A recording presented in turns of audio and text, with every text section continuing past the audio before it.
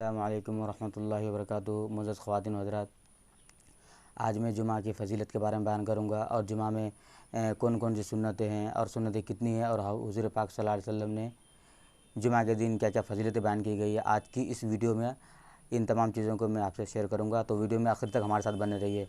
दोस्तों, सबसे पहली बात यह है कि जुमा के दिन जो है ये 11 सुन्नतें हैं। हुज़ूर पाक सल्लल्लाहु अलैहि वसल्लम अपनी ज़िंदगी में इस अमाल को किए और उम्मत को ये पैगाम दिया कि ए उम्मत, ए मेरी उम्मत, कि तुम भी इस अमाल को करते रहो। जब तुम इस अमाल को करते रहोगे तो तुम्हें दीन पर चलना आसान हो जाएगा। तो जुमा के दिन जो है वो 11 सुन्नतें हैं।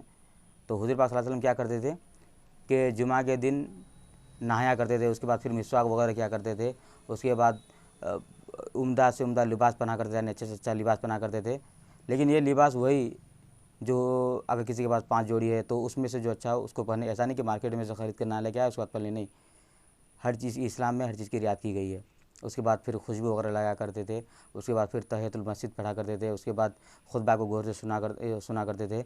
उसके बाद फिर वो कबूलत दुआ, यानी दुआ कब कबूल की जाती है उस वक्त को तलाश करते थे। उसके बाद तहियतुल मस्जिद वगैरह पढ़ा करते थे। उसके बाद खुतबा को गौर से सुना करते थे। उसके बाद फिर हुज़ूर पाक सल्लल्लाहु अलैहि वसल्लम सूरह कहफ पढ़ा करते थे। उसके बाद दुरूद शरीफ पढ़ा करते थे। और जब हम इन तमाम चीज़ों को करेंगे तो हमारे लिए दिन पर चलना आसान हो जाएगा। और कम वक्त में अगर आप बहुत सारी चीज़ें जो दीन से रिलेटेड हैं, जो आखिरत से रिलेटेड हैं, जो आखिरत के बारे में हैं, अगर आप हमसे जानना चाहें तो हमारे चैनल को सब्सक्राइब करें दोस्तों, और वीडियो को लाइक करें। तो मैं तो ये सारी चीज़ें आपके सामने रखी, तो ख़ासतौर पर 2 चीज़ें के बारे में वजाहत करना चाहता हूँ। और 2 चीज़ें यही हैं कि एक तो दुरूद शरीफ है और दूसरी सूरह कहफ है, कि ख़ास तौर पर जुमा के दिन इसको पढ़ने की क्या क्या फ़जीलतें बयान की गई है कुरान और हदीस की रोशनी में, इसकी क्या वजह बयान की गई है, मैं आपसे शेयर करूँगा, तो हमारे साथ बने रहिए। तो सबसे पहली बात यह है कि हम दुरूद शरीफ पढ़ें तो ऐसे पढ़ें कि अल्लाहुम्मा सल्ली अला मुहम्मद व अला आलि मुहम्मद कमा सल्लैता अला इब्राहीम व अला आलि इब्राहीम इन्नका हमीदुम मजीद। अल्लाहुम्मा बारिक अला मुहम्मद व अला आलि मुहम्मद कमा बारकता अला इब्राहीम व अला आलि इब्राहीम इन्नका हमीदुम मजीद। ये पढ़ने के बाद सूरह कहफ पढ़े। सूरह कहफ वही जो कुरान के अंदर आया है, उसके बाद पढ़े। इसकी सबसे बड़ी वजह है, इसका सबसे बड़ा रीज़न ये है कि जब हम इसको पढ़ेंगे, सूरह कहफ के बारे में आता है कि अल्लाह तबारक व तआला फितने दज्जाल से महफूज फरमा देगा, और 2 ऐसी बीमारी जो इंसान को अगर लग जाए तो मौत के दहाने तक पहुँच जाता है।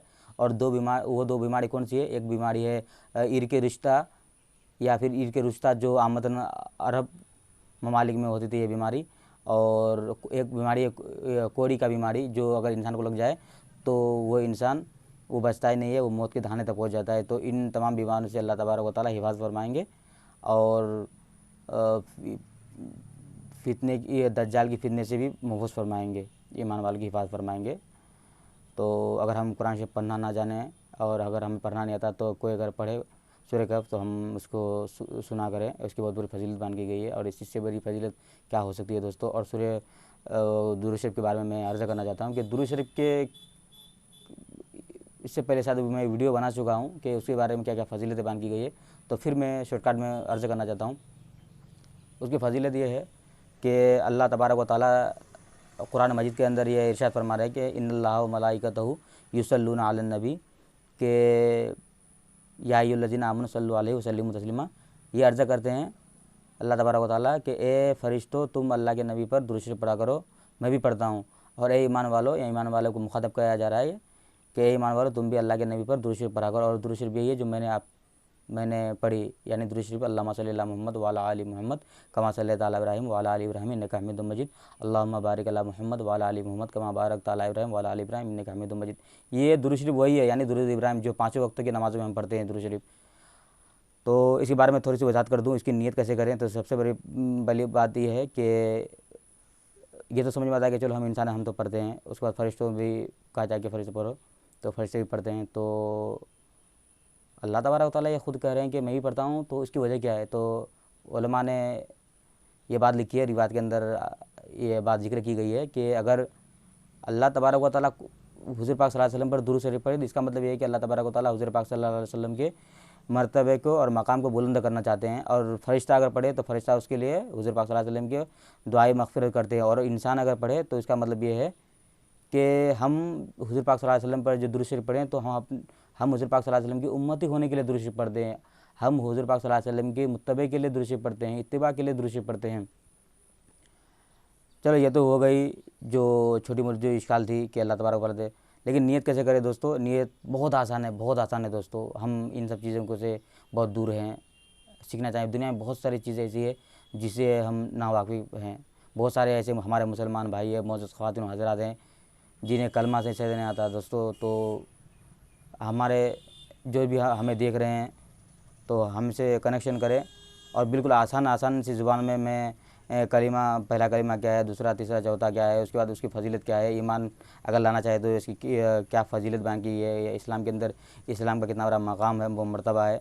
इस सब तमाम चीज़ें ऐसे ऐसे ममालिक हैं जो जहाँ तक इस्लाम की इशाअत नहीं हुई है तो ज़्यादा से ज़्यादा वहाँ तक पहुँचाने की कोशिश करें।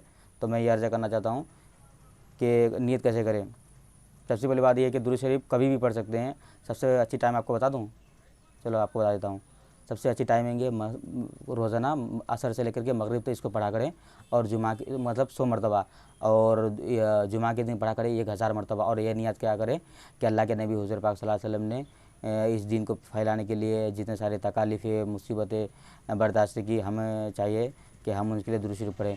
तो दुरूद शरीफ पढ़ें, हमारे लिए भी ये फ़र्ज़ बनता है।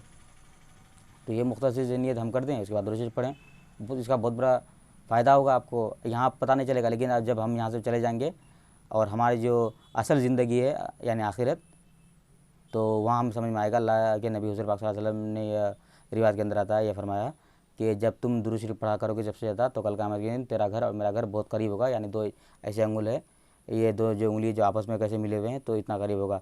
और किसका घर करीब होगा? एक तो पहला वो इंसान जिसने सबसे ज़्यादा दुरूद शरीफ पढ़ी होगी, और एक दूसरा वो इंसान जिसने दुरूद शरीफ की दूसरों को ताक़ीद की और दूसरे को दुरूद शरीफ पढ़ने का तौर तरीका सिखाया, उसकी फजीलत के बारे में बताया। ये 2 ऐसे शख्स है। तो इस वीडियो को ज़्यादा से ज़्यादा फैलाने की कोशिश करें। वीडियो अच्छी लगी तो वीडियो को लाइक करें, चैनल को सब्सक्राइब करें, चैनल में नए तो चैनल को सब्सक्राइब करके बेल आइकन के घंटे को दबा दें। और इस तरह की दीन की नई नई बातें जानने के लिए हमारे चैनल को सब्सक्राइब करें। और सबसे अच्छी बात यह है कि इस वीडियो को अगर आप ज़्यादा से ज़्यादा फैलाने की कोशिश करेंगे तो हो सकता है कि अल्लाह तबारक व तआला आपको सवाब दे, और हो सकता है नहीं, यकीनी बात है, अल्लाह तबारक व तआला आपको ऐसे बैठे बैठे ही आपके नामा अमल में सवाब वगैरह फरिश्तों के ज़रिए से लिखवा देंगे। तो ज़्यादा से ज़्यादा फैलाने की कोशिश करें।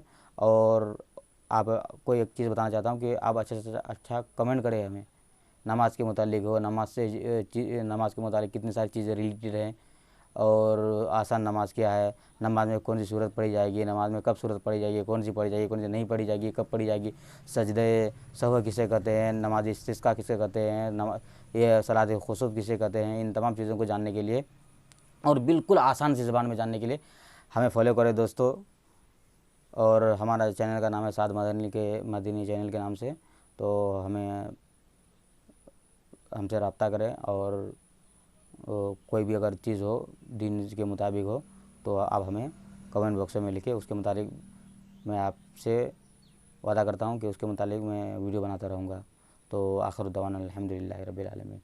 शुक्रिया दोस्तों।